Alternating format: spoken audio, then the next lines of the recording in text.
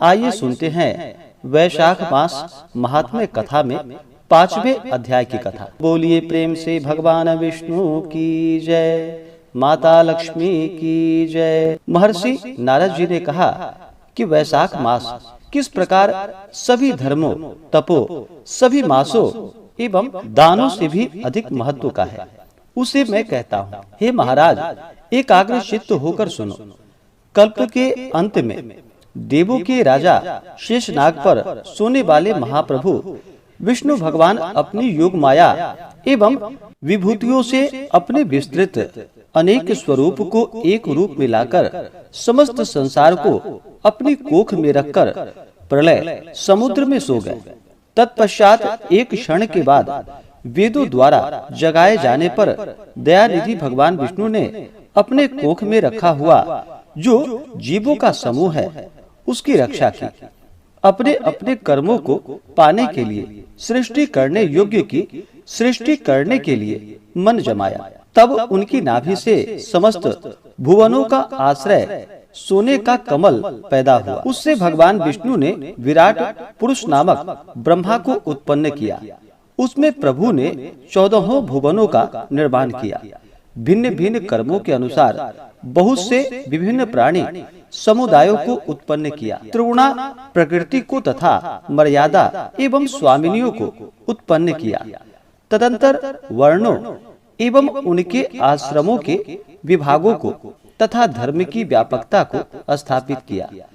चारों वेदों, विभिन्न तंत्रों, संहिताओं, स्मृताओं, पुराणों, इतिहासों एवं अपने अज्ञान स्वरूप वचनों से धर्म की रक्षा के लिए धर्म प्रवर्तक ऋषियों को महाप्रभु महेश्वर ने उत्पन्न किया। उन ऋषियों ने वर्ण एवं आश्रमों के विभाग से धर्म परिवर्तन किया।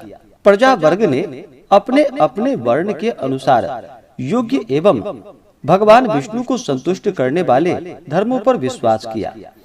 सदा सबके हृदय में रहने वाले अविनाशी महाप्रभु परमेश्वर उन प्रवर्तित धर्मों एवं स्वाश्रयी भूत प्रज्ञाओं को देखकर एवं भय दिखलाने के लिए परीक्षा की दृष्टि से प्रत्यक्ष रूप में साक्षात आकार यह चिंता करने लगे कि वह कौन सा समय है जबकि प्रजा हितकारी समस्त धर्मों को करती है। हे राजन, प्रभु ने इस प्रकार की चिंता करते हुए यह निश्चय किया कि वर्षा काल की सृष्टि मैंने ही की है, किंतु इसमें यह प्रजा दुखी रहती है और कीचड़ आदि से उद्विग्न रहने के कारण संपूर्ण धर्मों को नहीं करती है। उन लोगों को देखकर मुझे क्रोध ही होता है, ना ही संतोष।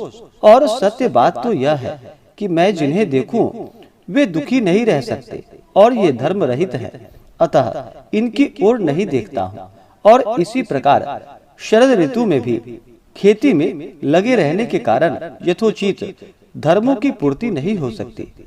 इस समय कोई पके फलों के संचयन में लगे हैं और कुछ तो वर्षा से पीड़ित हैं। हे राजा, कुछ तो ठंडक से दुखी हैं। उन्हें देखकर मेरे मन में क्रोध ही होता है। इस विपरीत दशा को देखकर मुझे संतोष नहीं होता है। हेमंत काल आने पर लोग प्रातः उठना नहीं चाहते।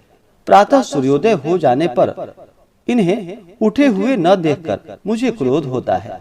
उसी प्रकार यह प्रजा वर्ग शिशिर काल में भी प्रातः काल शीत से पीड़ित रहता है और शीघ्रता पूर्वक निरंतर पके हुए फलों के लेने में लगा रहता है। वे ठंडक से दुखी होकर प्रातः काल उठना नहीं चाहते, अतः उनका कर्म लोप हो जाता है, जिसकी पूर्ति भी कभी नहीं हो सकती। प्रतीक्षा करने का यह समय नहीं है। इस बात की चिंता करते हुए व्यापक महाप्रभु ने सभी आपत्तियों को दूर करने में समर्थ वसंत ऋतु को माना। स्नान, दान, यज्ञ, अन्य क्रियाएं, भोग एवं अनेकानेक धर्मों के कराने में यही ऋतु अनुकूल जचता है। इसमें संदेह नहीं है कि इस ऋतु में प्राणियों को बिना परिश्रम के ही सभी वस्तुएं प्राप्त हो सकती है और भगवान विष्णु के आश्रयी भूत देहधारियों को जिस किसी द्रव्य से संतोष हो वही धर्म का साधन है। वसंत ऋतु में सभी द्रव्य प्राणियों को सुख देने वाले होते हैं। सभी प्रकार के दान के योग्य, कर्म के योग्य तथा भोग के योग्य, निर्धनों, पशुओं, बधिरों, अनेक कष्टों से पीड़ितों एवं महात्माओं को निस्संदेह जल आदि सभी द्रव्य सुलभ हो जाते हैं। मेरे प्रिय सज्जन लोग, इन द्रव्यों से अपने कल्याण के लिए धर्म करते हैं। उनके पुत्र, पुष्प, फल, मूल, शाक तथा प्रिय वाणियों से एवं माला, पान, चंदन आदि से तथा पाद्य, अर्घ्य, आचमनीय आदि से और विनय में मैं वर देता हूँ। इस प्रकार विचार पूर्वक करते हुए भगवान विष्णु लक्ष्मी के साथ अपने धाम को चल दिए।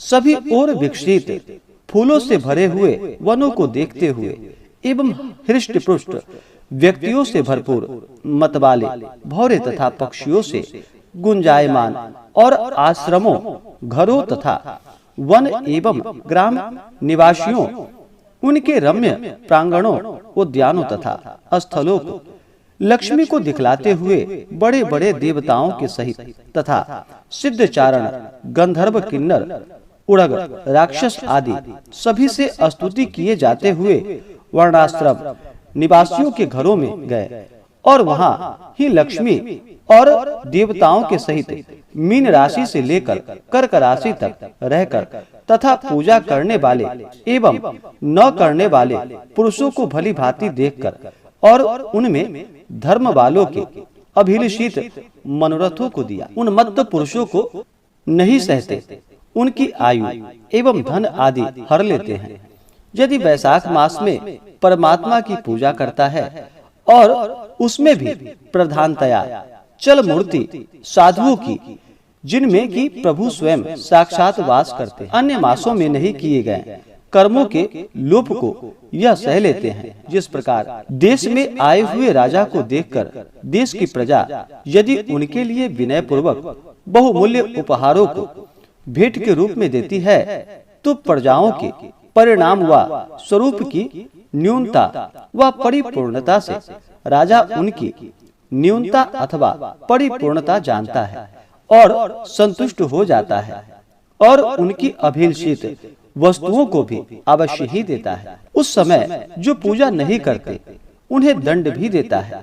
उसी प्रकार भगवान विष्णु भी माधव प्रिय वैशाख मास में अपने आत्मियों जो की पूजा करते हैं, उन पुरुषों को अभिलषित मनोरथ उनके पूर्ण कर देते हैं और न करने वाले का धन आदि निश्चय ही हर लेते हैं। देवों के देव, धनुर्धारी, धर्म संरक्षक महाविष्णु भगवान का परीक्षा काल ही यह है। इसलिए यह वैशाख मास निःसंदेह सभी मासों में श्रेष्ठ है। इस प्रकार से श्री स्कंद पुराणीय वैशाख महात्म्य में नारद एवं अम्बरीश के संवाद में वैशाख मास श्रेष्ठ तत्व निरूपण नामक 5वां अध्याय पूर्ण हुआ। तो बोलिए प्रेम से भगवान विष्णु की जय, माता लक्ष्मी की जय।